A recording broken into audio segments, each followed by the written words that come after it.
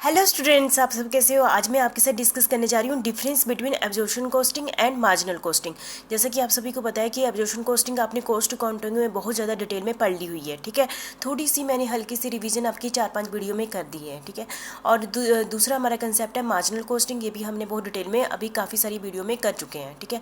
अब दोनों में डिफरेंस क्या है आपने टोटली देखा होगा। जो एब्जॉर्प्शन कॉस्टिंग है उसमें हम कैसे करते हैं, उसमें बहुत सारे स्टेप्स होते हैं, ठीक है। तो जो मार्जिनल कॉस्टिंग के कंपेयर में थोड़ा सा कॉम्प्लेक्स है जिसमें एब्जॉर्प्शन कॉस्टिंग में, ठीक है। और जो एब्जॉर्प्शन कॉस्टिंग में हम दोनों ही कॉस्टों को, वेरिएबल कॉस्ट और फिक्स कॉस्ट, दोनों को ट्रीट इक्वल करते हैं, दोनों को ही लेते हैं। लेकिन मार्जिनल कॉस्टिंग में हम सिर्फ किसको इंपॉर्टेंस देते हैं, वेरिएबल कॉस्ट को देते हैं, और फिक्स कॉस्ट को सीधे ही हम प्रॉफिट एंड लॉस अकाउंट में डाल देते हैं। यह सभी कुछ आपने देखा, ठीक है। जो एब्जॉर्प्शन कॉस्टिंग में है उसमें हम कोई भी डिसीजन लेते हैं प्रॉफिट के बेस में लेते हैं। प्रॉफिट का मतलब क्या है, टोटल कॉस्ट में, टोटल सेल में टोटल कॉस्ट निकाल के जो प्रॉफिट आता है उसके, उस प्रॉफिट के बेस पे जो भी डिसीजन लिया जाता है उस प्रॉफिट के बेस पर लिया जाता है। और in case of marginal costing हम कैसे डिसीजन लेते हैं, सेल में सिर्फ वेरिएबल कॉस्ट करके माइनस करके जो कंट्रीब्यूशन आता है उसके बेस पर जो भी लेते हैं डिसीजन लेते हैं। इन केस ऑफ एब्जॉर्प्शन कॉस्टिंग जो प्रोडक्ट कॉस्ट है, फिक्स कॉस्ट भी है और वेरिएबल कॉस्ट भी है, ठीक है। और in case of marginal costing सिर्फ वेरिएबल कॉस्ट को ही प्रोडक्ट कॉस्ट माना जाता है, ठीक है। तो ऐसे काफ़ी सारे डिफरेंस है, एक बार फिर से रिविजन कर लेते हैं, ठीक है। तो difference between absorption costing and marginal costing. Marginal costing मतलब only variable cost are considered for product costing and inventory valuation.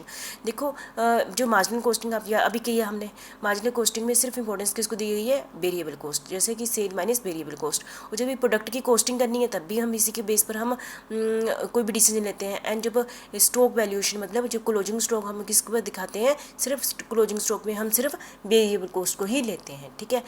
जो हमारा एब्जॉर्प्शन कॉस्टिंग है उसमें both fixed and variable cost are considered for product costing and inventory valuation. मतलब कि दोनों को ही लेते हैं, चाहे हम प्रोडक्ट की कॉस्ट करनी है चाहे हम स्टॉक की वैल्यूएशन करनी है, हम दोनों ही कॉस्ट को क्या देते हैं, इंपॉर्टेंस देते हैं, ठीक है। क्लियर है ये, तो इसकी डेफिनेशन ही होगी एक टाइप से। दूसरा है marginal costing. Marginal fix cost are regarded as period cost. Marginal cost में पीरियड, फिक्स कॉस्ट को क्या मानते हैं, पीरियड कॉस्ट, मतलब पीरियड के बेस पर ही ये वाले खर्चे होते हैं और इसको डायरेक्टली हम किस में डाल देते हैं, प्रॉफिट एंड लॉस अकाउंट में। The profitability of different product is judged by the PB ratio. The profitability of different product is judged by the PB ratio, ठीक है। और इन केस ऑफ जैसे fix cost are regarded as period cost, है ना, तो इसमें treatment तो होती नहीं है इसको सीधे प्रॉफिट एंड लॉस अकाउंट में डाल देते हैं। और इस पीबी रेशो, कोई भी प्रॉफिटेबिलिटी डिफरेंट प्रोडक्ट, हम डिफरेंट प्रोडक्ट की पीबी रेशो के हिसाब से निकालते हैं। पीबी रेशो क्या है, इसको हम नेक्स्ट चैप्टर में बहुत डिटेल में करते हैं, ठीक है। और एब्जॉर्प्शन कॉस्टिंग में fix cost charge to cost of production, fix cost are charge to cost of production. Fix cost को हम कॉस्ट ऑफ प्रोडक्शन का पार्ट मानते हैं, लेकिन मार्जिनल कॉस्टिंग में नहीं मानते। ईच प्रोडक्ट, क्योंकि हम आपने कॉस्ट शीट देखी होगी ना, तो उसमें हमने फिक्स कॉस्ट का तो कंसेप्ट ही नहीं है वहाँ पर, है ना। हम ऐसे नहीं करते फिक्स कॉस्ट से वेरिएबल, यदि लिखने को लिख भी दिया पर उसका कोई वहाँ पर इतना कंसेप्ट नहीं है। Each product bear a reasonable share of fix cost and thus the profitability of a product is influenced by apportionment of fix cost, ठीक है। मतलब कि जो एब्जॉर्प्शन कॉस्ट में फिक्स कॉस्ट और वेरिएबल कॉस्ट को कोई मतलब नहीं है, दोनों को ही इक्वल ट्रीटमेंट दी जाती है। इसलिए जब भी हम कोई चीज़ निकालते हैं उसमें टोटल कॉस्ट ही ली जाती है, ठीक है। और मार्जिनल कॉस्ट में cost data are presented as highlight the total contribution of each product. जैसे कि आपने देखा होगा मार्जिनल कॉस्टिंग में हम क्या करते हैं, sale minus variable cost contribution, ठीक है। तो कंट्रीब्यूशन को प्रॉफिट के जगह पर रख के उसके बेस पर हम क्या लेते हैं, डिसीजन लेते हैं। जो एब्जॉर्प्शन कॉस्टिंग में cost data are presented in conventional pattern, net profit of each product is determined after subtracting fix cost along with the variable cost. जो एब्जॉर्प्शन कॉस्टिंग है, हम दोनों ही कॉस्ट, चाहे वो वेरिएबल है फिक्स कॉस्ट है, दोनों को ही माइनस करके जो प्रॉफिट आता है उसके बेस पर कोई भी डिसीजन लिया जाता है, किस केस में, एब्जॉर्प्शन कॉस्टिंग में, ठीक है। तो ये आप सभी को पॉइंट बहुत ही ईजी लग रहे होंगे क्योंकि आपने ये सारे बहुत ही डिटेल में कर लिया है ना।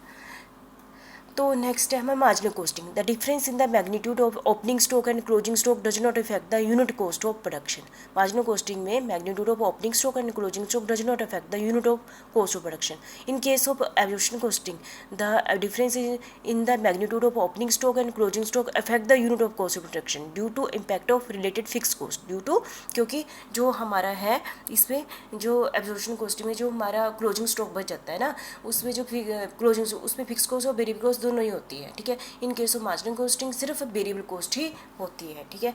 नेक्स्ट है हमारा marginal costing. In case of marginal costing the cost per unit remain the same. Cost per unit क्या है, क्योंकि हम सिर्फ वेरिएबल कॉस्ट को कंसीडर करते हैं, इसलिए कॉस्ट पर यूनिट क्या है, सेम है, क्योंकि हम सिर्फ वेरिएबल कॉस्ट को ही लेते हैं। पर in absorption costing, in case of absorption costing, cost per unit reduce as the production increase.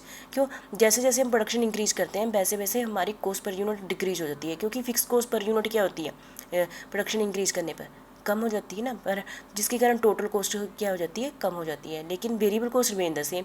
In case of marginal costing, cost per unit remain the same, क्योंकि उसमें सिर्फ हम वेरिएबल कॉस्ट को ही consider करते हैं। ठीक है, हमने अभी मैं इसलिए फटाफट बोल रही हूँ, आप सभी ने ये टॉपिक सारे दोनों ही बहुत डिटेल में पढ़े हुए हैं, है ना।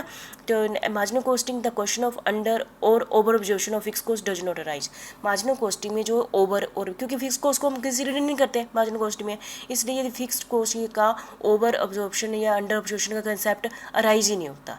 लेकिन इन case of absorption costing fix cost का तो होता ही है ना, क्योंकि हम फिक्स कॉस्ट को ट्रीट करते हैं, इसलिए यहाँ पर ओवर और अंडर एब्जॉर्प्शन का जो कंसेप्ट है फिक्स कॉस्ट से रिलेटेड वो प्रेजेंट होता है। ठीक है, तो हम आप सभी को पता है कि दोनों की इनकम स्टेटमेंट बनती है। ठीक है, तो इसको एक बार देख लेते हैं। हम क्या करते हैं, कॉस्ट शीट आपको याद आ गई, एब्जॉर्प्शन कॉस्टिंग में क्या करते हैं, सेल माइनस, है ना, कॉस्ट ऑफ, ये मैंने एक इनकम स्टेटमेंट नहीं बनाई थी कॉस्ट एंड प्रॉफिट की एब्जॉर्प्शन कॉस्टिंग में, क्या, तो सेल में से क्या करते हैं, कॉस्ट ऑफ सेल, सेल में से कॉस्ट ऑफ सेल माइनस कर दो, नेट प्रॉफिट आ जाता है ना।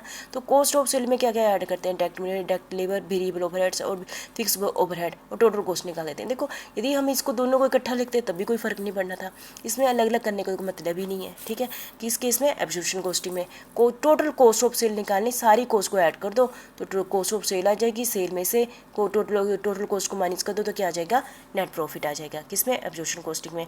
और मार्जिनल कॉस्टिंग में नहीं, हम ऐसा नहीं करते, इसमें हम पहले कहते हैं सेल में सिर्फ वेरिएबल कॉस्ट को माइनस करते हैं। जैसे कि कॉस्ट ऑफ सेल में क्या लेते हैं, डायरेक्ट लेबर, वेरिएबल ओवरहेड्स, यहाँ तक लिए, फिक्स नहीं लिए, तीनों चीज़ें वेरिएबल ली। फिर हमने क्या किया, सेल में से माइनस की, इन तीनों चीज़ों को ऐड किया, उनको टोटल कॉस्ट मान लिया। फिर हम सेल में से माइनस की, फिर हमें क्या आ गया, कंट्रीब्यूशन आ गया।